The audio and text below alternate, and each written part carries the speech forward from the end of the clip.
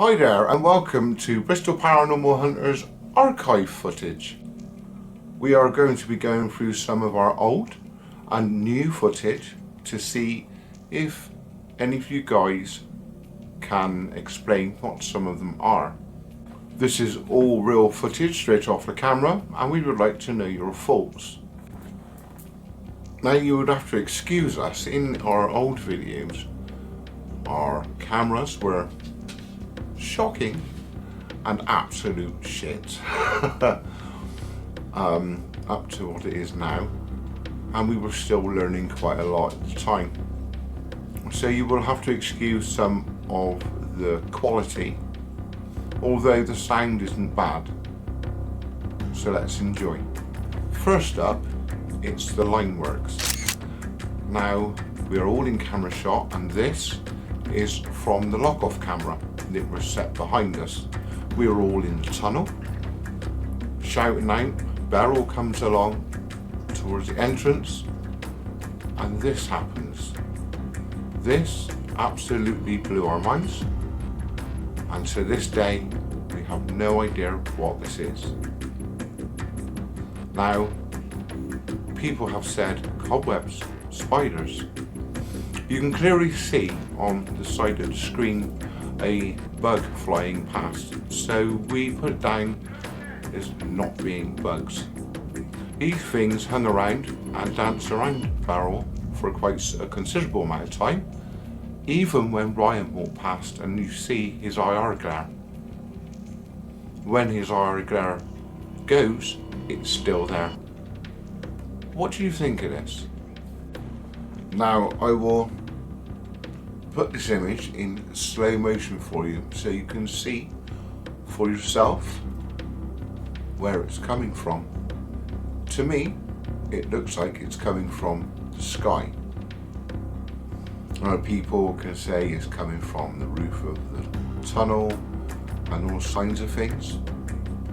I'll even try and zoom in for you. Here it comes. Now, as you guys can see for yourself, it comes down from the sky in two white ball-like shapes. Then it kind of dances around the back of the barrel. I have racked my brain for months and months after this. We never knew it was there. We couldn't see it with our naked eye. It was incredible. So, if you'd like to leave your comments on this clip, please feel free. This is the raw footage, and I just don't understand it. So, yeah, please leave a comment and tell us what you think of it, because we're lost. Next up, we have Cannock Chase. Now, this place was very interesting. We got kicked out of the woods by the police who weren't supposed to camp there, but we ended up on another campsite and we went to the war memorial. Now, this was an amazing place with all the World War I and II soldiers and stuff there, and what we caught there was nothing but incredible in my eyes. Now, no one was vaping, no one was smoking, and it wasn't foggy, it was a clear night, and I do not understand this whatsoever. It's just another one of those clips that is just unexplainable.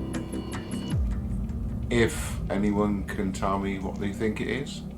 Personally, I think it's a soldier. I may be wrong. We're not going to call any of this paranormal, but it certainly isn't normal. The next clip is Chew Valley Lake. Now, when I first done this investigation, I wasn't actually going to put it up on my channel, being that I thought we caught fuck all. So I looked through the footage and lo and behold, something strange. You don't always capture things in, you know, every investigation. I've probably been to about 60 videos. Chris from Friday Night Project has been busting my balls on this, saying, well, you know, even if you don't capture something, I should put it up. So I'm starting to do that. But yes, this one, it sounded like someone running through wet sopping grass.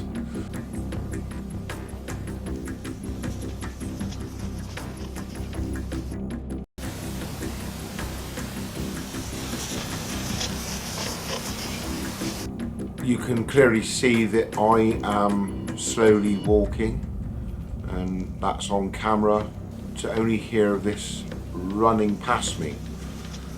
I look as if to say, what the hell was that? Didn't really take much notice of it, but it was strange nevertheless. So I put it up on the channel anyway. It's probably the only one that I have put up since. Now, you know, in the future there is going to be some vids coming up that probably haven't got nothing in, but I'll make the most of it. This next location, one of many that we've done countless times, and with collabs with different teams, and they have also caught what we have, and that is the infamous halfway farm. Now what you're about to see in this clip is one of our first captures of what we feel is, I think it's paranormal. I know the place, I can honestly say, is active and haunted. I feel that deeply within myself, being I did do Alone in the Dark. So this first clip, what do you think of this? Now what you see is some kind of mist-like object going through the door. Shortly after, you see something, you've got a wooden beam, and it goes past there and up the stairs. I have no idea, we couldn't see it once again with our naked eye. This is from the cameras. We use the Sony FDR AX53 night shots. These are the cameras we are now using. The other cameras we used to use were humps of absolute garbage. So you will have to excuse the quality of the video, of course. So this next clip is something that goes past the pillar on the ceiling, past Ryan and up the stairs. This I have no words for. The things that you don't hear in these clips and see, it was remarkable. You heard footsteps, bangs, knocks, doors opening, handles moving. I have no words for this place. I did Alone in the Dark because it's due to be pulled down, unfortunately. Me and Ryan found this location and shared it with some other teams because we couldn't understand what the hell was going on. But what a find. This next location is Nuns Cross Farm.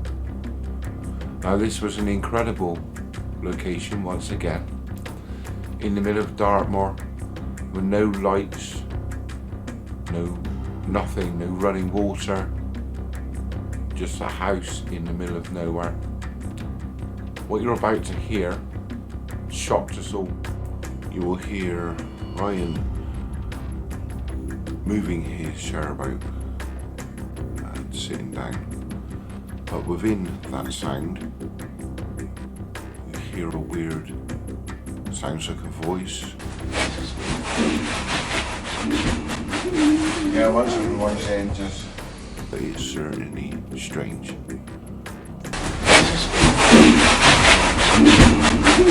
Yeah, once everyone's in, just. Yeah, once everyone's in, just. Not long after that, Beryl does a little bit of taunting. This isn't very nice. And then, oh my god, what we hear was absolutely incredible. Come on in here then. You got 3 strong women in here.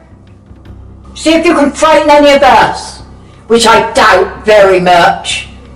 What the fuck is that? Come on in here then. You got 3 strong women in here. See if you can frighten any of us, which I doubt very much. Come on in here then.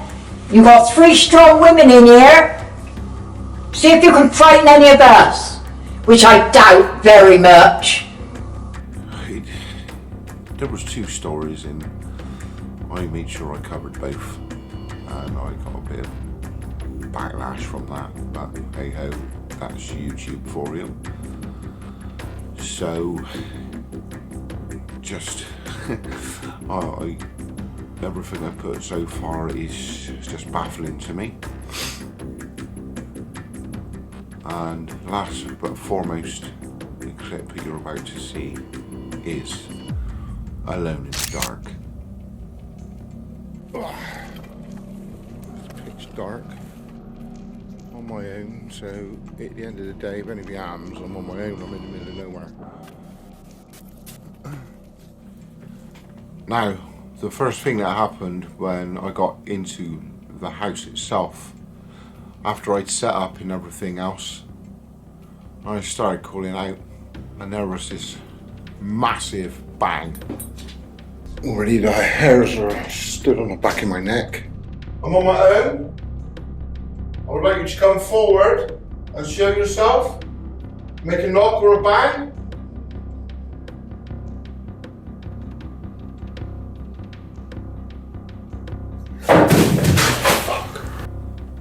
And shit me up so much. It just mental. And what had happened was, before I started, I put these boards, hardboards, up in the windows, so it'd stop any kind of wind or anything like that. And they were in there really tight, and I mean really tight. In fact, I had trouble getting it back out after, but somehow, although there was no wind, it was quite a calm night, as I've said before, it come flying out the window.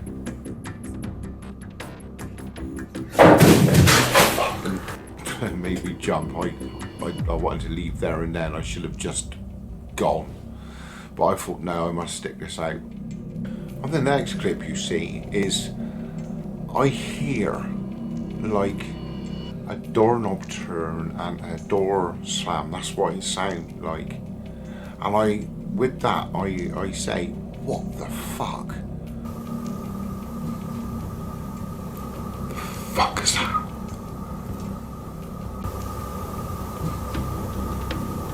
The fuck is that? Now you gotta imagine, you're there in the dark, you're on your own with just you and your cameras, and these things are happening around you. So you can imagine how I must have been feeling. There should have been a silhouette of my body through the front door. That's what I really wanted to do. I wanted to get the fuck out of there as fast as I could. But I knew I needed to do this for my own peace of mind. So that's what I did. Now, I think I hear a voice as well in that clip. And then I hear voices again, and a really clear bang, and I go upstairs to check because I think I'm not alone. Get a knocker. It's a voice. I think I might go upstairs to make sure. Is anybody up here? Get a knocker. It's a voice. I think I might go upstairs to make sure. Is anybody up here? On the next clip was the most compelling. It was the thing that shocked me to the bone and made chills go through my body. Now, I had heard that there was 2 little girls that maybe passed away there or whatever back in the war times. It was said that the army did use the area at one point. And as I go and ask by under the stairs, there's a little cupboard. Is a little girl still here? You hear Abby or something like that. Hello? Little girl still under the stairs?